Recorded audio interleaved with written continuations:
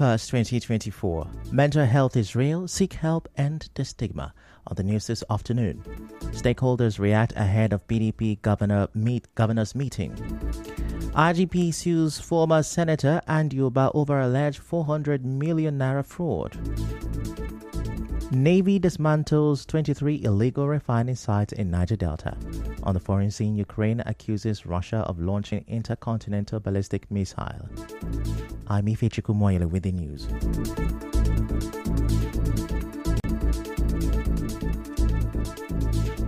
Now, ahead of the meeting of the PDP Governors Forum scheduled for Jos, Plateau State, this weekend, a political analyst, Obi Nwadim, says the internal crisis rocking the PDP at the national level is far from over. Dr. Nwadim said this during an interview with correspondent Obi Oruwari. He linked the crisis to who controls the organs of the party ahead of the 2027 general election. So it's all about looking for how to take the structure of the party in order to gain advantage towards 2027. They are playing the tricks, the intrigues. It is whoever that outwits the other that gains advantage at the end of the day. So that is what everybody, the contending figures in the whole crisis, are trying to do. So whether you are discontinuing the case or you want to continue the case, it is all about how we can gain advantage at the end of the day. The political analyst called on sincere mediators to intervene in the crisis. Meanwhile, a member of the People's Democratic Party, PDP, Segun Sowunmi, says President Bola Tinubu is the problem of the party. Mr. Sowunmi said this on Channels Television. He also faulted the appointment of former Rivers State Governor Nyesom Wike as FCT Minister, saying Tinubu had no business selecting Wike as a member of his cabinet. Moving on, the Labour Party says it is committed to proving that the 27 lawmakers in Rivers State who declared their defection in December last year lost their seats as a result. Speaking after a hearing before Justice Emmanuel Obele of the Federal High Court in Port Harcourt, the Labour Party's lawyer, Clifford Chukwu, said the party has compelling evidence to substantiate its case.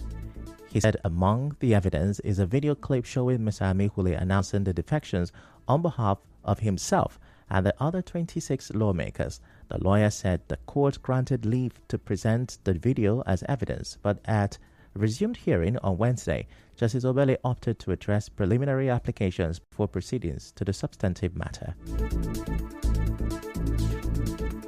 Our position is simple, that these persons voluntarily came out and told the world that they had defected. As a matter of fact, we saw it on Channels TV, saw it on TVC, and we have now come here to tell the court that, look, having done that, they should vacate the seat so that INEC can conduct a by-election, including parties that had defected. The case has been adjourned to January 21st, 2025, when the video evidence is expected to be presented in court. Meanwhile, the second case by the Speaker of the Pro-Fubara lawmakers, Victor Okojumbo, and his two colleagues, Sokari Goodboy and Adolphus Timothy, also came up in court on Wednesday. They are urging the court to declare that the 27 lawmakers are no longer members of the Rivers State House of Assembly, citing sections from the 1999 Constitution, among other related demands. After considering in affirmation the application for joinder by the PDP and the APC, the judge, Justice Emmanuel Obele, adjourned to December 10th, 2024 for adoption of processes which may lead to reservation of judgment. Recall that the 27 lawmakers led by Martin Amehule announced their defection from the People's Democratic Party to the All Progressive Congress on December 11, 2023, reportedly without any internal crisis within the PDP, a condition often required to justify such moves. Their lawyer, Emeka Onyeka, spoke to newsmen after court proceedings on Wednesday. So what happened today, court needed to trash out the preliminary issue before it gets into the substantive matter. The first defendant, as well as the second to the 28th defendant, were asking the court to order the plaintiff in the matter to file pleadings on the basis that the issue before the court is contentious and is not one of such issues that can be determined on a documentary basis, so to say. That's on ground of our originating summons. So that's the issue that the court has actually taken on today. Moving on, a federal high court in Port Harcourt has adjourned the murder case involving 12 suspects accused of killing a female inspector, Christiana Erikere, at the Taba police checkpoint in River State to 4th December 2024 for continuation of hearing. The trial judge, Justice Augusta Chukwu, adjourned the matter after a lawyer to the first and third defendant, Sonny Nwokoro, cross-examined one of the witnesses who identified himself as Harrison Emmanuel, a police officer from the Bori division. During the cross-examination, Mr. Emmanuel alleged that the suspect assaulted the late Christiana with sticks and blocks, after which she died on the way to the hospital. As you may know, the suspects were reportedly traveling from Delta State to Akwa Ibom State for a wedding program on 25th April when they allegedly attacked the female police inspector to death at a duty post. Now, this was after the suspect, who were traveling in two vehicles, was stopped for a routine check in front of the police station. In the meantime, the River State Police Command says its operatives rescued a kidnapped victim and recovered an operational vehicle in Oyibo local government area. Spokesperson of the command, SB Grace Iringekoko, in a statement said the victim, identified as Madwabuchi, was rescued after operatives swiftly responded to a distress call about armed men who had been shooting sporadically before abducting the individual. SB Iringekoko said the armed men opened fire upon sighting the police but were overpowered, which led the gunmen to abandon both the victim and their operational vehicle. As she said, investigation is ongoing.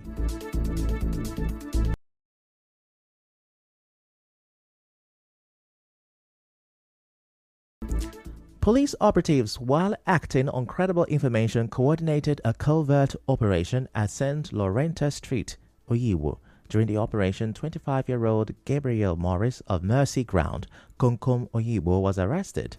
The Rivers State Police Command spokesperson, SB Grace Iringekoko, said the suspect, Mr. Morris, confessed to being a member of a syndicate that has been terrorizing Oyibo and its environs in recent times. She said items recovered from him included a locally made pistol and a quantity of weed suspected to be Indian hemp.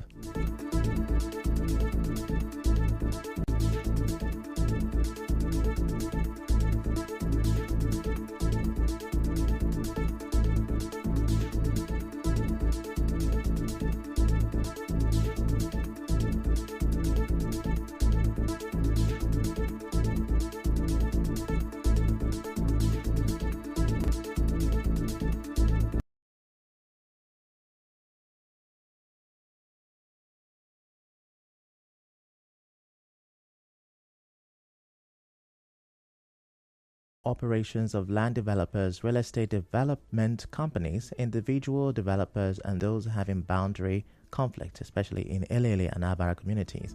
Dr. Nwafo, in a statement, warned that those involved in any sort of land dispute should stop, as they pose security threat to lives and properties of the residents of Abara and Elele community.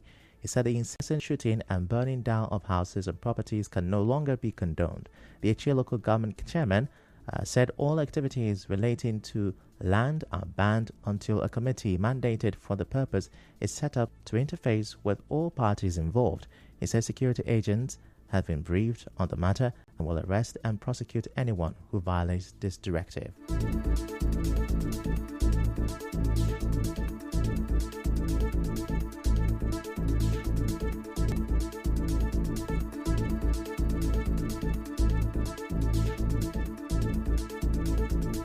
And now the chairman of Emoha local government area, David Omereji, has called on youth in the area to take advantage of Governor Siminalayi Fubara's scholarship scheme at Wigwe University and Pamo University of Medical Sciences by applying for admission. Mr. Omereji, in an interview with our correspondent, said the scholarship program aims to bridge the gap between the rich and the poor in access to education. He also emphasized the education will remain a priority for his administration in promoting equal access to quality education and supporting indigent students to strive for higher education.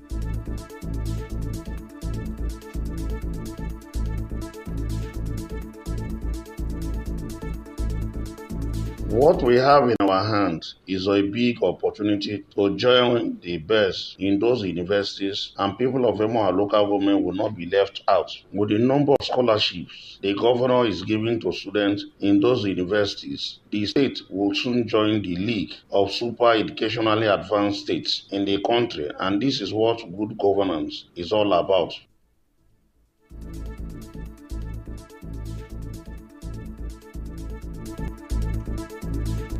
He also assured the people of Emoha of quality leadership that would ensure overall development of the area. I am a student of Governor Simlaye Fobra's governance mode. I'm under his tutelage and hope to adopt his education model for my people as well. I will ensure that young people from Emoha local government get the best in terms of quality education because I want them to stand out in the crowd anywhere in the world. Still to come, Navy dismantles 23 illegal refining sites in Niger Delta. Stay with us.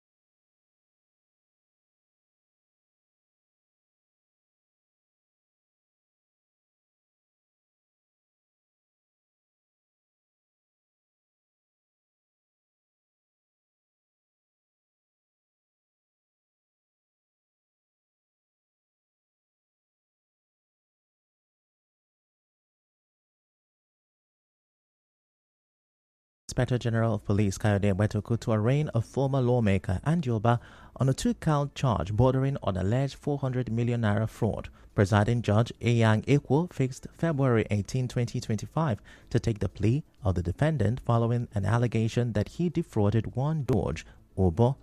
The IGP alleged that the defendant, alongside one Hajia Fatima, who is said to be at large, had in 2022 promised to help the complainant secure the position of the Managing Director of the Niger Delta Development Commission, NDDC.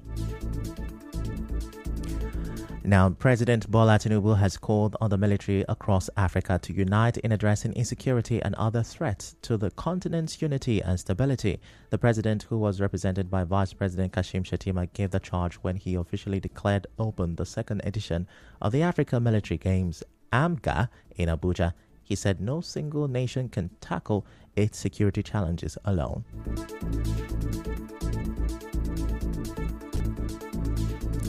Away from that, the Nigerian Navy NN says 23 illegal refining sites were dismantled last month in the Niger Delta region. A statement by the Director of Naval Information, DINFO, Commodore Iwuyo Adams Aliyu, said the destruction of the sites was carried out by naval units under Operation Delta Sanity, a joint security task force to stamp out pipeline vandalism and illegal bunkering.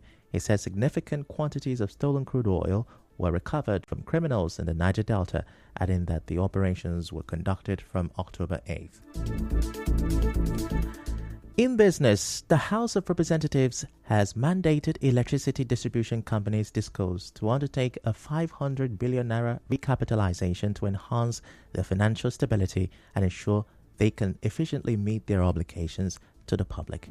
In entertainment, Hollywood legend Denzel Washington says he struggled with alcohol for over 15 years. The two-time Grammy Award winner also opened up about experimenting with drugs in his youth, though he noted he never became dependent on substances like heroin or cocaine. In sports, former Manchester United interim boss Ruud van Nistelrooy is keen to stay in the Premier League amid potential managerial opportunities at Southampton, Wolves and Crystal Palace. And now,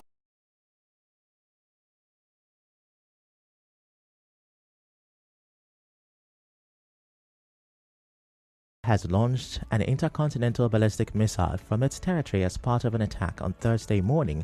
It's the first time Moscow has used such a weapon in the war. Ukraine's statement does not make clear what the intercontinental ballistic missile targeted and whether it caused any damage.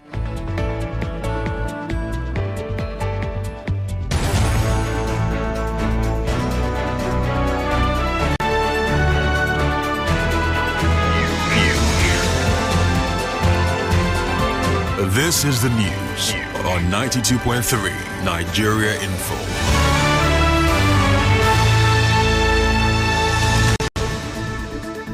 That's a wrap on the news this afternoon. Before we go, let's have a look at the major stories. Stakeholders have reacted ahead of PDP governors' meeting. IGP has sued a former senator Andioba over alleged 400 million naira fraud. Navy says it dismantled 23 illegal refining sites in Niger Delta. And all the foreign scene you heard, Ukraine has accused Russia of launching intercontinental ballistic missile. The news was edited by Onyeka Musu. To reach the news team, send an SMS or WhatsApp to 0808 721 7215. I'm Ifechukwu Moyeli. Many thanks for listening.